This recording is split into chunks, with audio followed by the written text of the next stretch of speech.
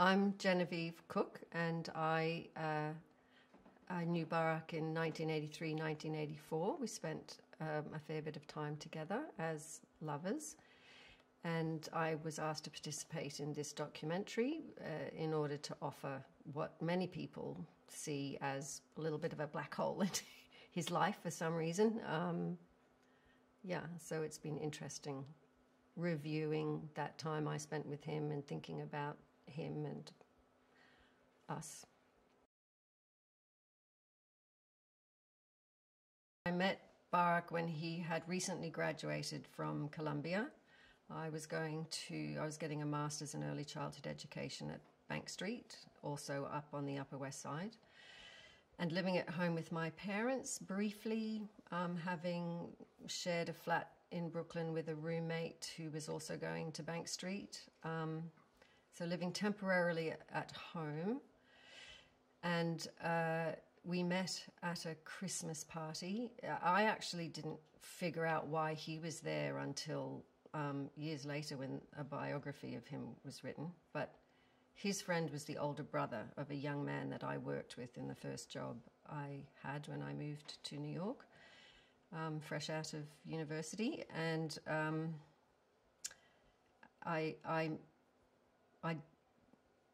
I don't know why I went to that party, because I didn't have much of a social life. I was a student and had friends at college, but I was not a New York nightlife person. So the fact I went to that party was quite unusual. And as my diary tells it, I met Barack in the kitchen shortly after I got there, and we exchanged a few words. What he said later was that he was interested by me and in me, and I was being, I think, probably a little bit extravagant as at the party, sort of a bit chatty and flitting from here to there, and was about to go home when he nabbed me, and we ended up having an extremely long conversation, sitting down while I think a lot of people had left already, actually. And we were both really elated to discover randomly, in such a random, unexpected way, somebody who was so... we're both different, so we both grew up moving around and in other countries, and just instantly had a lot in common. It was really bizarre when we both realized we'd lived in Indonesia as children at the same time. That was it felt extraordinary. And his mother was an anthropologist, and I was an anthropology major at uni, and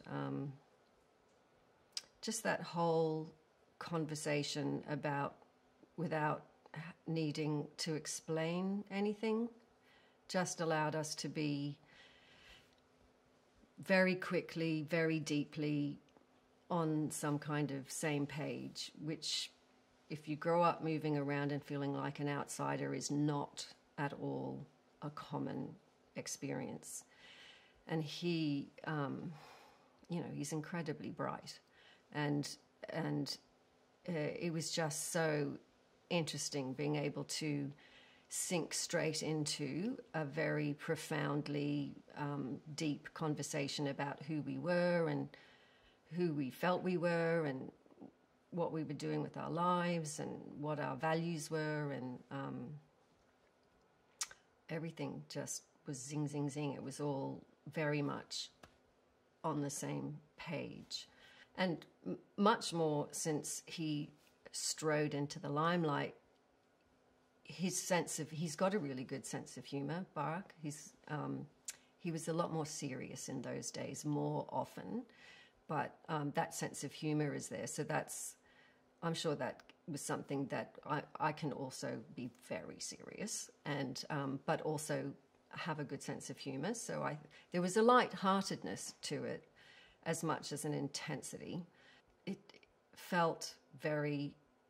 It's certainly, like in New York, there's a lot of coming and going, and you meet people, and lives crisscross easily in a big city, but it definitely, you know, there was no question that there was never any question of not following up on this chance meeting in a dingy, dark 14th Street apartment on the Lower East Side. We'd both lived in Indonesia in 1960, whatever it was, 1967.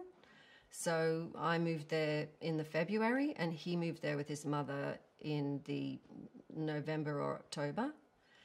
We both went to Catholic schools when we first got there, although not the same one. But that just seemed, you know, apart from the people that I went to international schools with later in Jakarta, because I moved back again a second time, who it's really common to meet people who've gone to school in foreign countries or who may even have gone to the same school you did and they've come back or whatever. But to meet someone so randomly at a New York Christmas party who was in Indonesia in 1966, 67 was just like, wow, what are the chances? I like to write. So that was something else we had in common. We both spent a lot of time writing and thinking about writing, talking about writing. He used his writing as he used just about everything, I think, as a muse, as a way of constructing more thoughtfully how he was going to navigate his way through the world, also as practice. Like, I think he had always thought quite seriously about writing fiction, you know, developing a narrative voice that was appealing and readable to others. I used my diary to explore my feelings and to describe. I've been rereading it lately. And so there's a lot in there that, you know, where I talk about New York and being on the subway and writing about my day. But chiefly my journals were always about writing down how I was feeling about something. So they are quite honestly excruciating to go back through.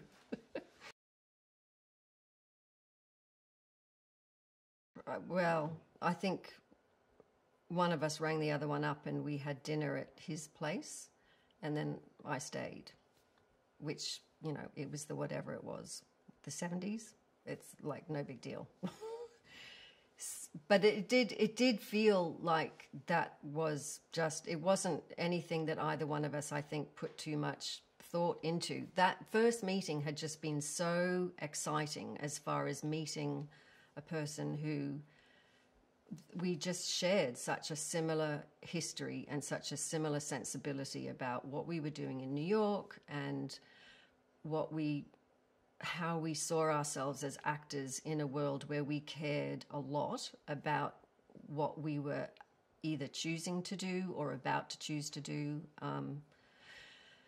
But more that, you know, there was just this really underlying sense of familiarity, which you have, or which I have always experienced. When I meet somebody who grew up moving around from country to country, there is an immediate underlying bond where you don't have to explain yourself and you don't feel odd. You don't feel like you don't belong, like you're playing a catch-up game. Sounding as though you've been many places and can speak more than one language, and you know about the buildings in this city or that city. To other people, that sounds sophisticated. Not so much. If you've spent your life like that, it's no big deal. It's not really, you don't feel sophisticated. You don't, well, I didn't anyway. That stuff you just take for granted. And, you know, there's millions and millions of people who have multinational lives, so it's not so unusual. But I think if you grow up that way, the thing that you are mostly focused on is how any time you ever meet anyone, and certainly any time you walk into a room where there's a group of people, you are busy trying to unconsciously figure out how to fit in because you don't fit in. It's, you know, people all my life have normal people who grow up in one place, if they're open about it, will very quickly get round to telling me how odd I am. The common language felt more like the intellectual page that we were both on. But yes, presumably the emotional sense of connectedness and excitement had a lot to do with just not needing to explain all sorts of things about being multicultural, sophisticated outsiders, something like that. I do think that I had thought a lot about being an outsider and what that does to you. My thesis was about that, my anthropology thesis I wrote. So I think I did a lot more talking about that than he was used to, and possibly than he himself had really thought about. Maybe partly because, as others have written, and maybe he himself has written, that growing up in Hawaii, which is such a multi-ethnic mix to begin with, and maybe because of his story too, that he hadn't really identified being cross-cultural as having as much to do with his personality or the way he fit into groups of people as I had. So I think he might have been able to answer some of his own questions just by listening to me rabbit on about that, my pet, thing at the time. He did it because he needed to earn the money to pay the rent. And maybe when he got the job, he figured he might learn something that was useful. But basically, he didn't like the job, and it was very boring. And he did it conscientiously. So he didn't go on and on about it. But yeah, it was definitely an unpleasant step to somewhere else so he could pay the rent. But yeah, he didn't talk much except about how it was a slog, which is typical of him. He's not somebody who needed to, unlike me, needed to endlessly workshop whatever it was that he might have been wrestling with or having trouble with or being annoyed by or... So Dancing Through Doorways, I think the reason I chose that title was as a kind of anodyne to my experience of growing up, moving around, was actually really painful. It was really, I was extremely self-conscious and very uncertain about everything. I also have, other components to my character which balance that out. But at the time, I was very lost, but also really, because it was, I went to Swarthmore at the very end of the 60s, 70s sensibility. And so was surrounded by people at Swarthmore. My friends at Swarthmore were marginal characters. We weren't all, in the library from dawn to dusk, as so many Swarthmore students were. We all lived off campus. We were all hippies, maybe you would call it. I don't know. We bought food at the co-op, and so I was very taken by this image I had of how not growing up mainstream and not growing up with really deeply embedded structure around you does offer a certain sort of unfettered freedom to break norms or stand outside convention in a way that often to me felt beautiful, graceful. And I would literally, one of the things I really liked to do a lot was put music on and dance when I was alone in a house. And I did actually spend a lot of time actually literally in doorways kind of doing this thing with the that side and this side, and the frame of the door. And some of the source material I used in my thesis was material written by Victor Turner, who's an anthropologist, a whole school of anthropology coming out of Britain, where he talked about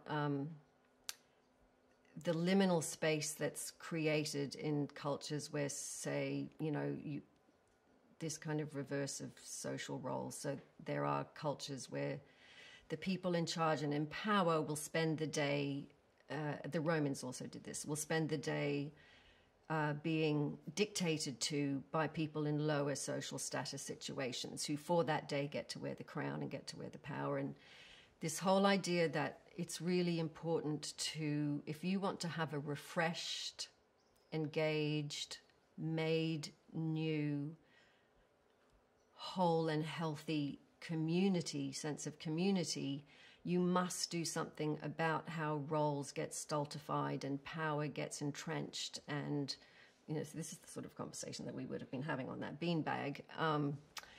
And that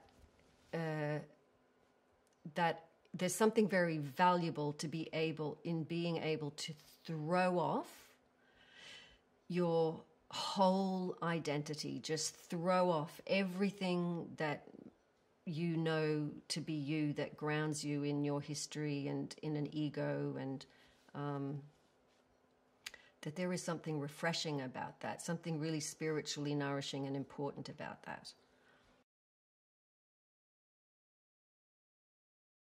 When Barak wrote that book, a lot of people jumped on the bandwagon, his autobiography, jumped on this bandwagon that he himself set up about, am I black or am I white? This whole notion. He didn't really, that was not something that ever seemed to be an issue with him at the time, as I remember it. So I think he had already done a great deal more thinking about where he was headed than he actually articulated. And I think because of the thinking that he'd already done and the planning and the classes and the degree that he already had, which I'm pretty sure he was a political science major. I think he probably did that as a major because he was already trying to set himself up with information and a way of looking at how people in the political world operated. So the fact that he was black and not white, but wasn't a member of a black community was an issue. But for him, sitting outside and looking in, see, that would have been much more, the business of race and being black or being white was not really a deep conversation. I learned a lot about him that I did not know before, about Hawaii and his friends and all the rest of it. But what I was most aware of was the care with which he crafted the impression he was trying to create through the writing. So, and then when it got to, even though there's an apology at the front of the book about composite characters, it really, really annoyed me that he portrayed me as someone who couldn't understand why black people were angry. That just I found that very, very upsetting. Claims about the composite character guys notwithstanding, that just really, really irked me.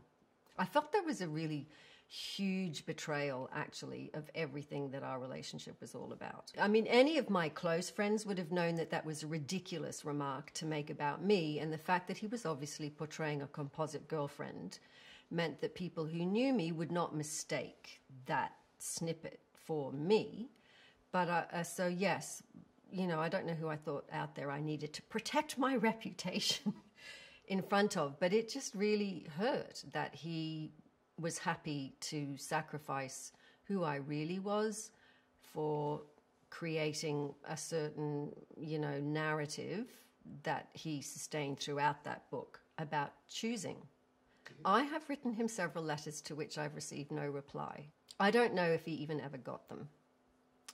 And I think for the purposes of narrative, he chose to, this whole business of white and black. I think that he must have identified somewhere along the way that if he were to run for office, obviously the fact that he was black would be a huge issue, and he would need to explain in some way how he had moved out of a white world and into a black world. There was a purpose. It was crafted for an effect, for an end.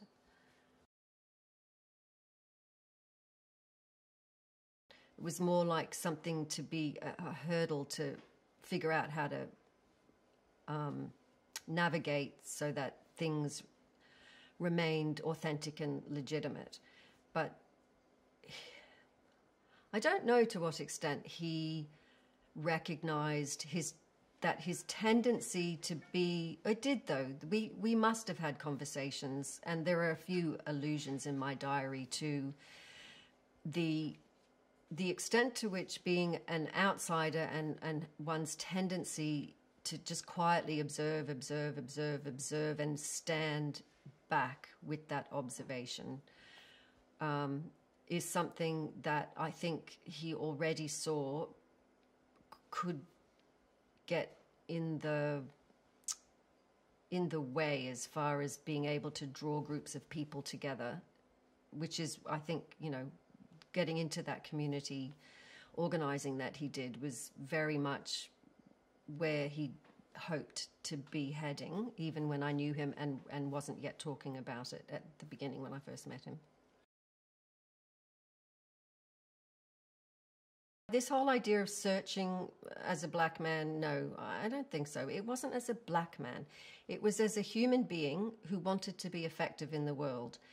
And because we were both people who were extremely aware of the disenfranchised. And in New York, in America, the disenfranchised is anyone who's not white. And, maybe just the poor generally, who also are white. But we happened to have, there was a very strong bond there. He respected me presumably because I was passionate about working with inner city black and Hispanic children. I was on a crusade, a benighted crusade. So I think, so we both talked. It was as an anthropology major, one of the things that anthropologists often do is to get into third world aid organizations. And I had already decided by the time I graduated that I did not want to go there for a variety of reasons. It would be, for a variety of reasons. So then the issue for a white woman very quickly becomes, what are you doing in this black community? Who do you think you are? But I think he saw that if a white person could be so fiercely, wrap her whole life so fiercely up in these issues that had to do with race and politics, then he surely, he had the skin to step into that world, but he didn't have the cultural background. So that was what concerned him, is how can I walk into a community not only as an outsider, but also as a person who ought to have legitimacy if it's in the black community, because I wear the skin of a black person, but without any of the cultural linguistic fluency. He stood out like a sore thumb as far as being at home in that world, because he didn't talk like he'd grown up in a black community, because he hadn't. But I think I was also very interested in what was going on in the black community. And I think what he saw was, if this white girl can be so invested in what's going on in the black community, well, then surely I could be also. Barack's mother had a huge amount to do with how early on he felt that it was important to lead a right-minded, good life. And I think he also happened to have a personality which instinctively thought about greatness, not from an egotistical point of view, but just he is a person whose vision and understanding of things is just on a very embracing, large scale. And he is just, you know, he's a good person with a really kind heart. And I think his mother was never met his mother. And he didn't talk about her that much either. But I think, you know, I've been exposed to a lot of the writing that people have done about his whole family. And she clearly supported him and guided him and championed him in a way that gave him an extremely robust foundation, despite all the moving and the absences and the growing up with the grandparents. He had a moral foundation that came very deeply from his family as well as his own personality from forever. He almost never talked about her. He did talk about the way it was when they lived in Indonesia and how she would get up very early in the morning and teach him from books that she had. And he talked very rarely about her, but I did hear enough about her that I got the impression that she had been a very guiding force. I don't think he talked that much about growing up with his grandparents instead of with his mother. He did talk a lot about his grandparents, a lot more about his grandparents than he did about his mother to me. And I got the sense that he, for whatever, I mean, you know, I was doing the same thing. I was living at home with my parents and chafing at the fact that it felt like, stuck at home, which any parent who's footing the bill would be annoyed to hear. But, you know, I was definitely trying to move very far away from the world that my parents lived in. And that was my sense more than anything, that whatever he was doing at that point in his life, to some extent involved redefining himself away from the context of his mother. In his case, his mother, because his parents weren't together.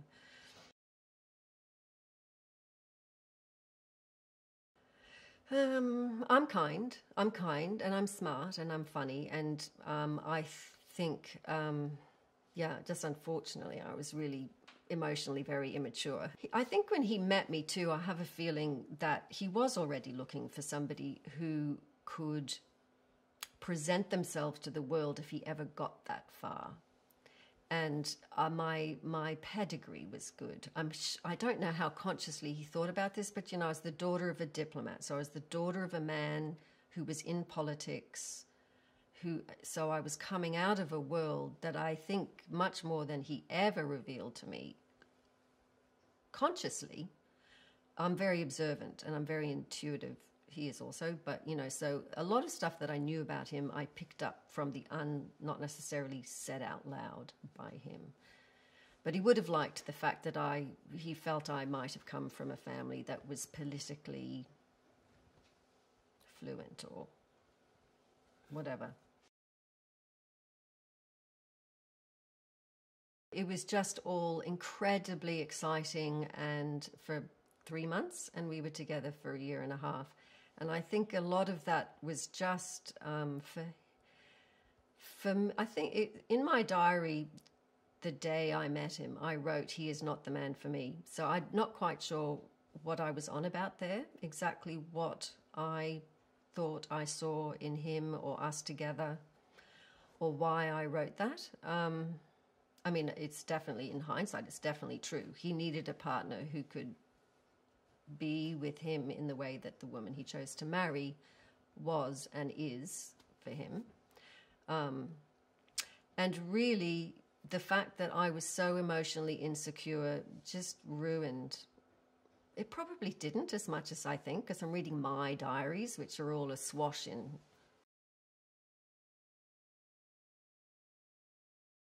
He was very mature. Not only was he very, because he is such an instinctively thoughtful person, he was extremely comfortable talking about emotions. Certainly comfortable listening, encouraging women to talk about the way they were feeling. So not at all uncomfortable in that arena. Still a lot withheld as far as his deepest feelings and thoughts, but very comfortable talking the language of emotions and feelings in a way that most men I knew anyway, well, maybe the men who were buddies of mine knew how to talk that way, but not lovers, not about what was going on, you know, in the way that you talk about when you're intimate with somebody sexually. Yeah, well, that's because he was unnaturally or unusually mature for somebody his age. But then now and again, I would see or realize that he was less robust in who he felt himself to be and where he was headed. You know, little glimpses of vulnerability in what seemed like an extremely purposeful, well put together plan for being who he wanted to be in the world. And a confidence, you know, nothing like what you see now, where he jogs up those airplane steps looking, you know, just like he's so fabulously at home in that role. So he was much more serious and hung back in those days, but definitely had a very long-range plan already cooking. I don't remember if I'd asked him to come and meet my parents, but that weekend going to Norfolk was also about meeting my parents. He wasn't super enthusiastic about this. I'm pretty sure he came fairly unwillingly, just because he couldn't get away anymore with not doing it. And to Norfolk, to my family, was a big deal. It was somewhere we went a lot to spend time together. So it was just a weekend away, and, you know, we went and had dinner with my parents. I don't think they remembered particularly meeting that weekend until all the hoopla rose to the fore. Yeah, and the way he writes about it in the book was not, you know, he probably did experience that. My step-grandfather was an extremely interesting man, and the library was full of evidence of his interesting life. But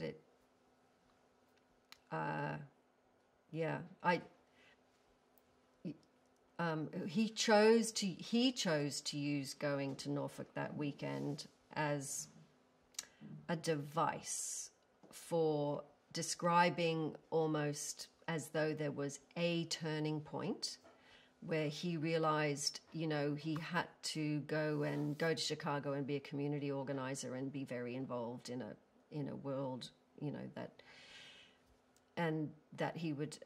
I represented this kind of white world that he couldn't afford to get drawn into. And he may well have felt that way on that weekend, but the way he wrote about it in the book really annoyed me, because that was my stepfamily and not my family, and I was just as much an outsider to that world as he was.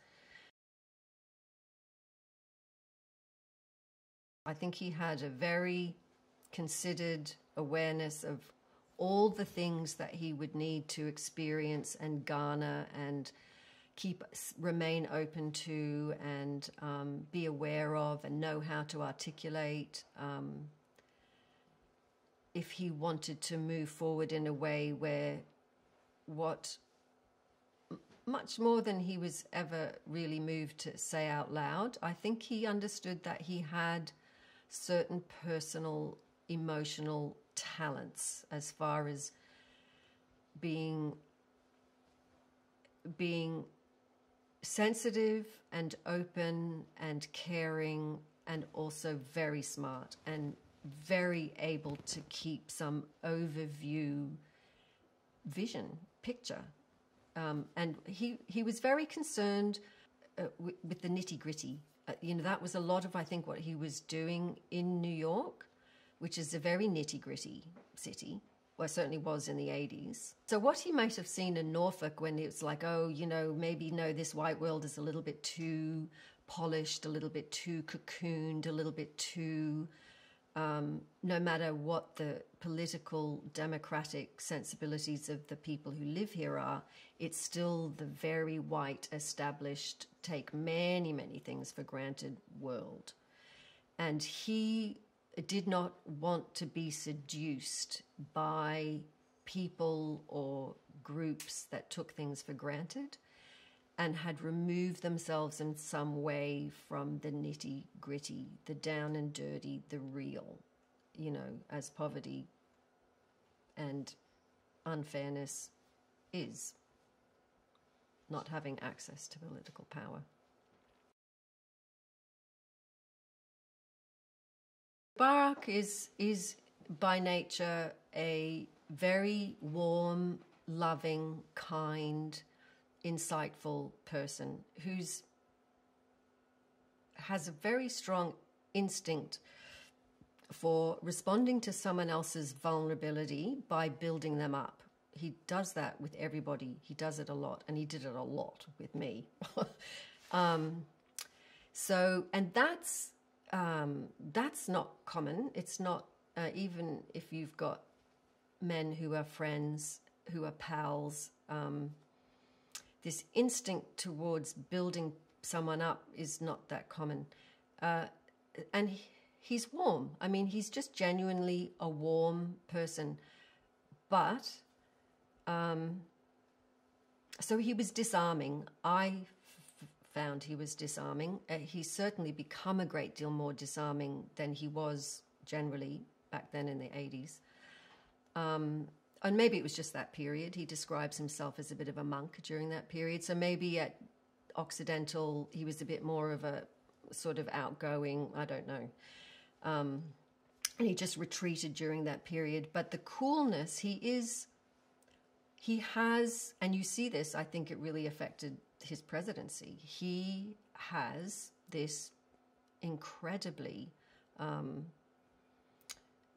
deep-seated dispassion, a way of not being involved and of standing back and just looking and not getting involved emotionally with any of it. And I was so young, you know, like my notions, even though I wrote endlessly about what is love and, you know, not wanting to go down some hackneyed path of love and relationship, I was desperately looking for the kinds of things that people in young relationships are looking for. You know, the knight in shining armor. He wanted to be warm and engaged, but he also saw a bit of a morass. You know, like I would have just, you know, pulled him into some kind of murky pond, which had no good answers as soon as you pulled someone else there to fix it all for you.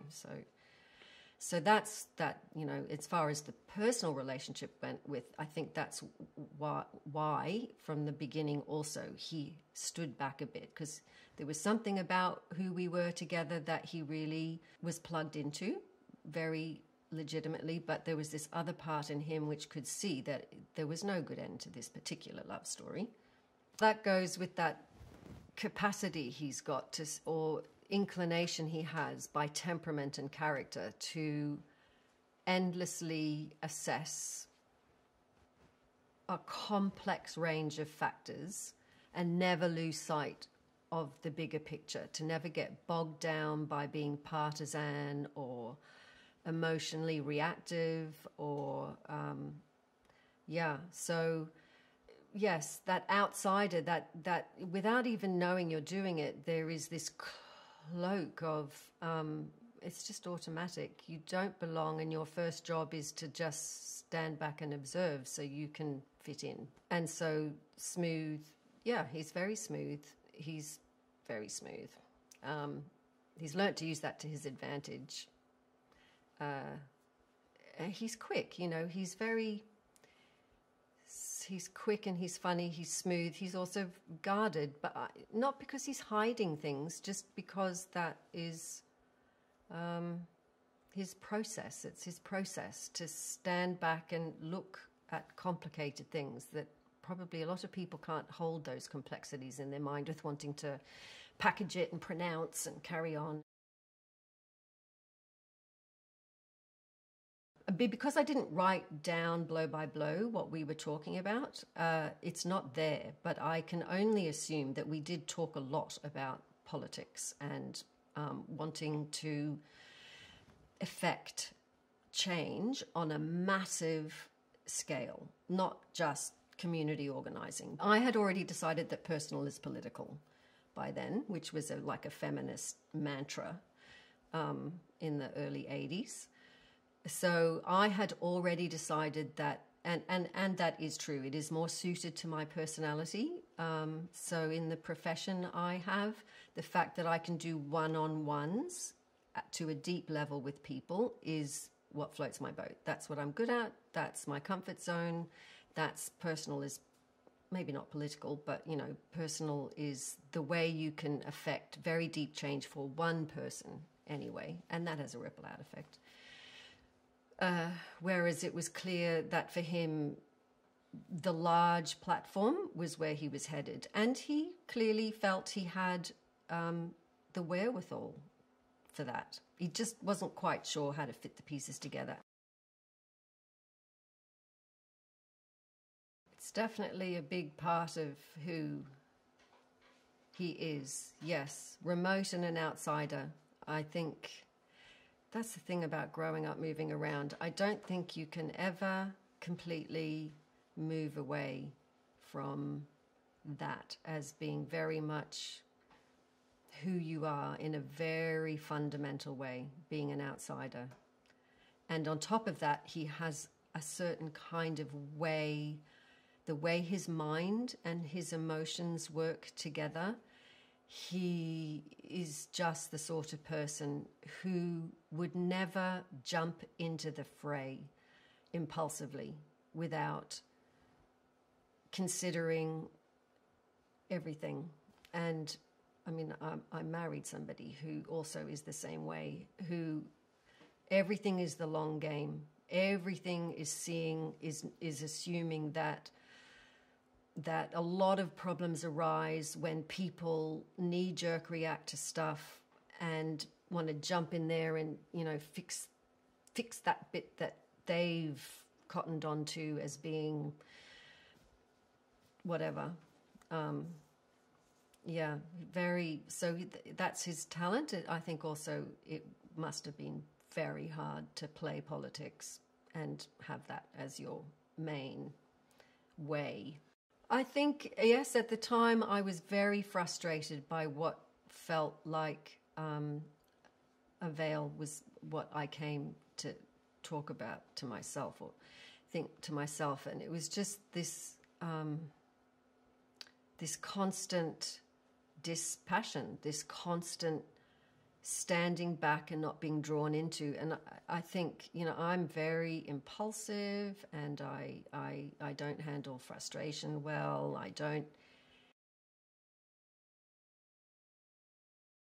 His father, it seemed to me, was a complete unknown to him.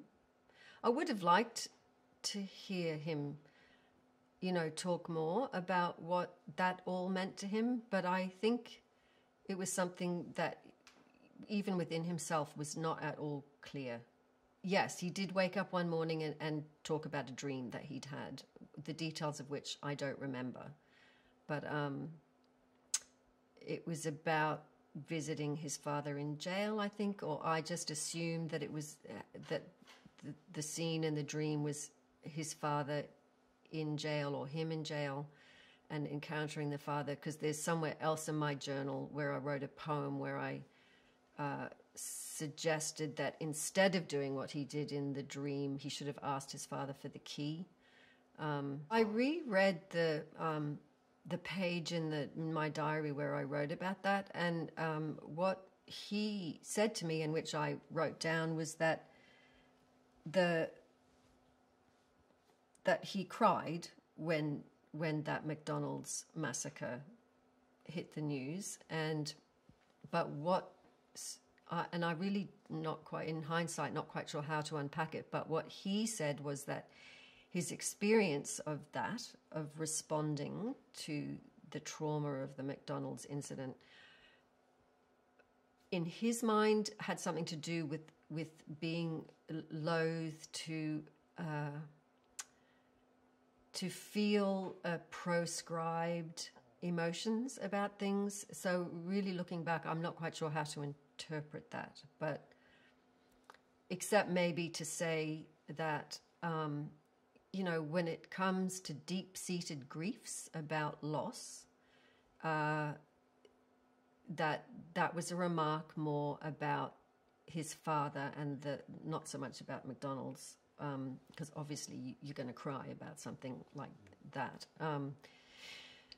But I think, like he did pretty well growing up without a father, in terms of being an incredibly robust, integrated person. He did have his grandfather, so he had a man in his life, and he had a stepfather. So yes, I think that was an allusion to exactly what had he missed, how much of what he missed out on by not having a father was a boy's imagination, how much was real, I don't know. Maybe as I became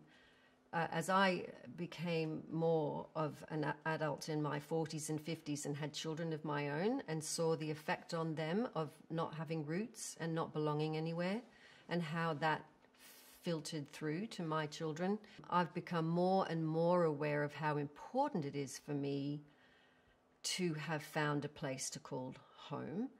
But when I reread Marinus's book, which I did a couple of weeks ago, I felt, along with the idea that Barak was always endlessly trying to get out of a trap, I felt that the idea of Barak always looking for home and also avoiding traps was a projection of David Marinus's. And no doubt there are elements of what David saw that are true, and, that he's spoken insightfully about something, but I much more in Barak's mind, I think, was a desire to be effective, and to be effective in a really tangible and authentic way. And to do that, you can't be, rotating in some external position. You've got to be plugged in to something, grounded in a community where people know you and you know people, and you can be effective. His intelligence. I know what I found incredibly exciting were the conversations we had. So he was intelligent and is intelligent and thoughtful and versatile. And Barak is a person who's able to speak. I know he's criticized for being an intellectual, but to me, he was somebody who married inseparably a sensibility that was both intellectual, articulate, even academic, with never losing sight of the more metaphysical, poetical, nebulous facets of what it is when humans are trying to explore their experience as a human being on the planet. He was always, to me, an intoxicating mix of those two things. He really didn't reminisce and muse about his childhood much at all. Those weren't the conversations we were having. He must have, from time to time, alluded to being a kid. But I think that was probably the conversation we had on the beanbag the first day we met. I think there was just this, fast and furious conversation about who we were and where we'd come from. And we had that conversation, and then we never really went back to who are you, where did you grow up, what's your story from being a kid.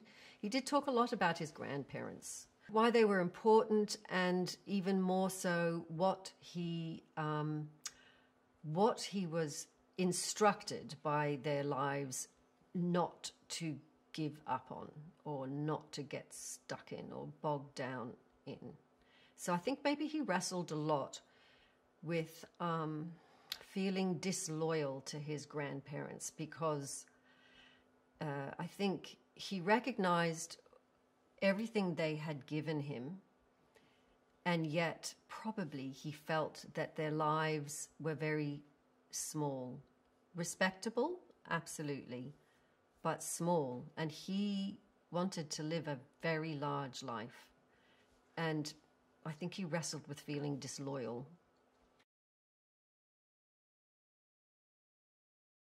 I think he was reluctant to talk about a lot about how that was shaping up to be the next move, because it also meant conversations about breaking up or not, which was happening anyway. But I knew he talked a lot more about the voter enrollment stuff that he was doing with the Nyberg mob before he did that interview. I don't think he told me he was going to do the interview, and if he did, I don't remember. Absolutely, beyond a shadow of a doubt, she's fabulous. She is. God was kind. God was so massively kind when he introduced them to each other. Without her, I don't think he would have... I mean, I think he... Yeah, absolutely integral. And clearly, you know, a great love story. Well, before he was elected president, that speech at the Democratic Convention, that was when really everybody's awareness of him, and I was, as so many people were, very caught up in the charisma of that event, and impressed and astonished that he had this side to his character, which was so very at home in being, you know, the king of the crowd and the orator. And I was proud of him for that, but also a little worried about, I think maybe we had had conversations about things like charisma and how it is that you move groups of people to want to act together towards something better. And so I was very swept up in that, such that, being the naive cynic that I am, such that when he became president and life got real, my first reaction was to feel enormously disappointed by how that charismatic thing, how it gets lost. In the end, when I look at what function or purpose did he serve in the wider scope of history, it is almost like he was... He was just the right person in the right time, in a move orchestrated by the universe or history unfolding, where a toe got put in the water about America as a nation, and you know that toe in the water has just had so many probably predictable backlashes, and Barack very deeply